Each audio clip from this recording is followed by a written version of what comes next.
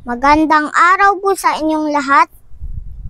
Ako po si King Marcos C. Agasin mula sa ikatlong paitang pangkat Psalms sa pamumuno ng aking guro si Ginoong Jonathan Gamboa.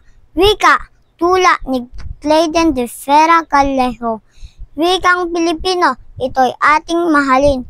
Huwag mag-isawang, ito'y ating gamitin. Ipagmalaki natin ang sariling wika natin. Gamitin natin ito saan man tayo makarating. Ang ating wikay gamitin ng sapat at tama. Sa pamamagitan ng wikay ating naibadadama mga saloobin at damdamin natin sa kapwa. Kung kaya ang wika ay sobrang mahalaga.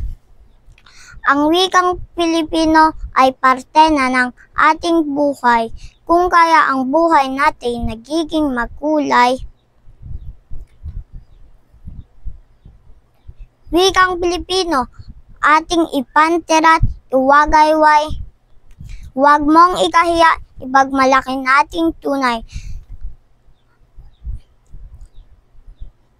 Mabuhay ang Pilipino!